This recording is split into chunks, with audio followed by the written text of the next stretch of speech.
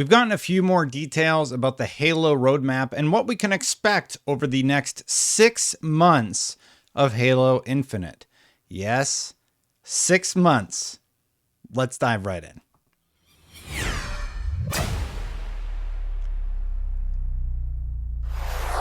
Man, you know, after yesterday's episode where I talked about Halo Infinite, I did not think I would be making a direct follow-up, but here we are. If you like my videos, hit that subscribe button, hit that bell to know when they go live. Thank you so much for watching.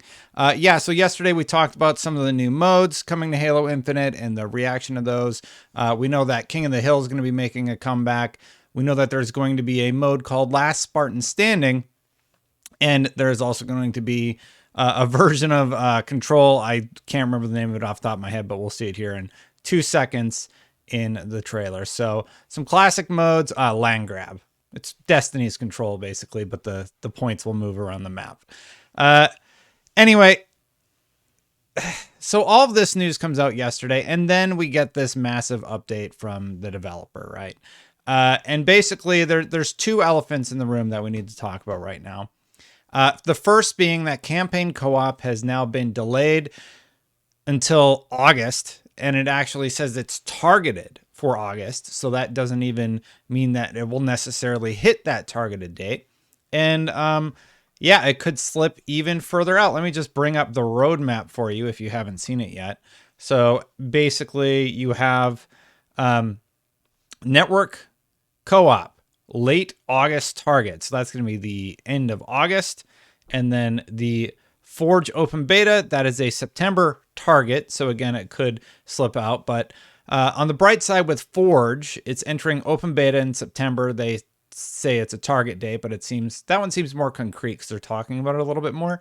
And once it's live, it's not going to go anywhere. It says Forge will persist from the open beta onwards, evolving and growing over time. So those were the two things that had a lot of people sort of reacting. The fact that campaign co-op isn't coming till August is just like, that's a really long time. That is almost 1 year, 1 year since the game came out, which is a bummer. And then separately that this season 2, it's again going to last another 6 months. Now, respectfully, they do talk about priority 0, and priority 0 for their team is basically making sure that everybody is able to work in a responsible manner. So with a priority 0 of team health and getting ourselves into a sustainable development rhythm so that we can deliver experiences to all of you while maintaining a healthy work-life balance.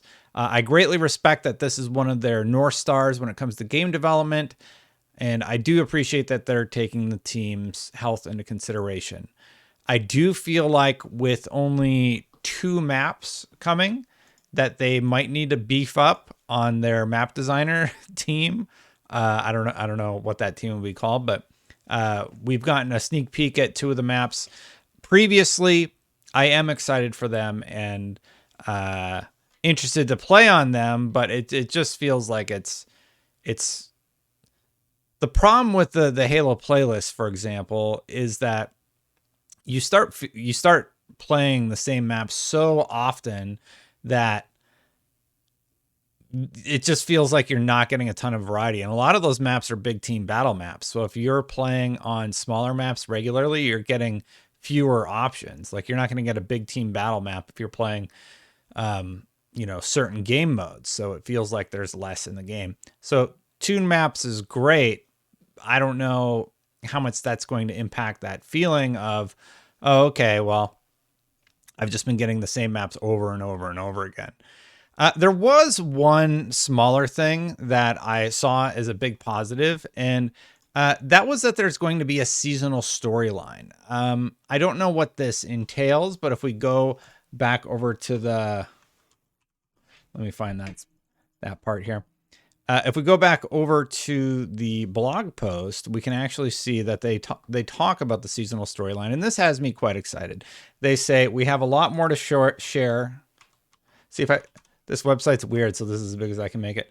We have a lot more to share about Season 2, including a deep dive into its Battle Pass rewards, events, including a brand new multiplayer including brand new multiplayer narrative events that place your personal Spartan in the center of an evolving seasonal storyline, game modes, and much more during a community live stream scheduled for next Wednesday, April 27th. So we are going to see more on that over on twitch.tv/Halo and youtube.com/Halo. Now, a lot of people said this is probably just going to be Spartan Ops. I personally wouldn't love that. Spartan Ops, I played through all of Spartan Ops. We did it for Unlocked back in the day, and I could not tell you what happened in Spartan Ops. I think they saved Halsey from the Covenant. I think her arm got cut off during Spartan Ops. That's probably wrong. So yeah, it wasn't as impactful as I had hoped. Let's just say that much. Yeah, so that's a bummer. Separately, they talk about the primary reason that we're extending season 2 is to give us time before shipping another season to fully address quality of life improvements based on the learnings from season 1, as well as other data and feedback we've collected. I mean, there's some pretty obvious stuff in season 1 that took a long time to address. So the fact that we're not seeing a lot of it addressed until season 2 is surprising. I feel like a lot of it could have been caught pre-launch. So when I see things like that from the developer, I'm just like, oh no. Like it took you 6 months to address a lot of that feedback. You didn't catch that when you were designing these aspects of the game, because like I played it for a little bit, and all like the XP issue that they didn't address until launch, that was like very apparent from day one that the XP gains were just like not feeling quite where they need to be. They also talk about, like here, they talk a little bit about Forge. So let's talk about something positive here. For example, we want to get the Forge tool set in your hands sooner rather than later, so that awesome community maps and modes can more rapidly make their way into the game. To make this happen, we're targeting a Forge open beta for later in season 2. That's September. So this mode launches in May, June, July, August, September, and it's a 6-month long thing. So yeah, we're going to be playing Forge and everything, but we're going to be on this mode for like 5 months. So maybe at that 5-month point, Forge, let's say co-op does hit August. So that's 4 months with just 2 maps in the new modes, which seem fine. And then we get a month with campaign co-op, and we'll see a spike there and it'll come down on Halo. And then month 5 is going to be Forge if it hits its target. And then you're going into the next season.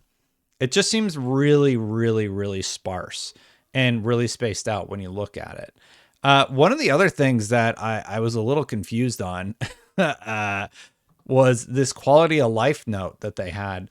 Our player-facing term for quality of life updates that land during seasons is drop pods, and much like their ODST namesakes, these release vehicles are meant to drop in hot just as soon as they're ready. Our target is 1 drop pod every month, and you can expect drop pods to vary in scope and size. We'll have more to share about what's going into Season 2 drop pods as soon as possible after Season 2 launch.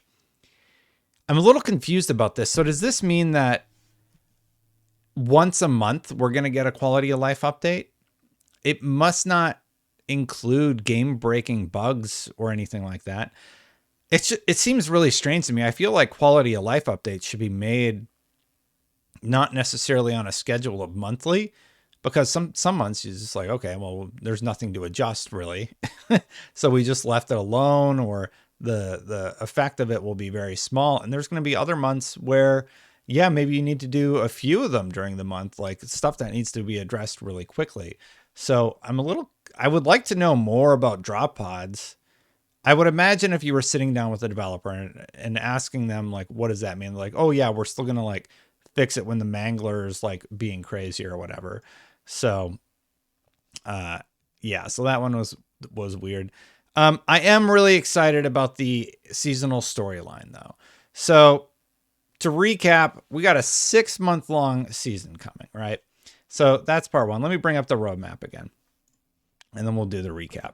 So to recap, we have a 6-month long cycle coming. We're not getting campaign co-op until 4 months in.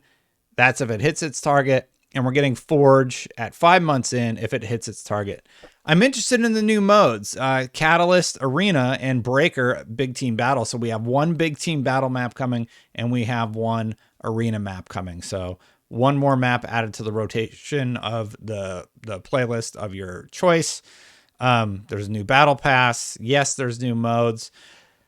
But man, having just come off a 6 month, like I have barely touched Halo since like December. And unfortunately, these additions are so sparse and so spread out that that I'm just worried. Also, the campaign mission replay, I just noticed that on the timeline. That's not until August either. And then campaign co-op is also late August. So I'm assuming they're trying to get those together so that you can just play through your favorite missions. The reaction to this has largely just been like disappointment. For me, look, I think I will be back and playing Halo Infinite a little bit, but I just don't know that this is going to be what the game really needs to start thriving again. And unfortunately, the reaction has been very lukewarm. I think we revisit in November of this year to see what the game is looking like for Season 3. But man, this first year of Halo Infinite has been rocky for the development team.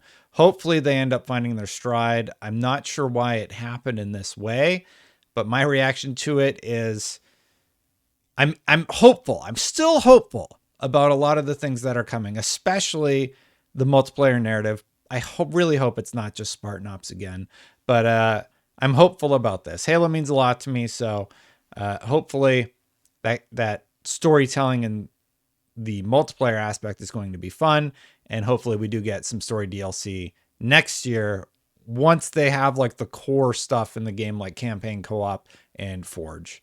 That's my 2 cents on it. Let me know what you think. Thank you so much for watching. Hit that subscribe button, hit that bell to know when these videos go live. Thank you so much for joining me this morning. If you want to become a member, memberships are turned on. Thank you so much to all of the members. I greatly appreciate you hanging out. I am going to get out of here. Hit that join button if you want to become a member. I'm going to get out of here. I'll see you for the next one. Bye for now, everybody.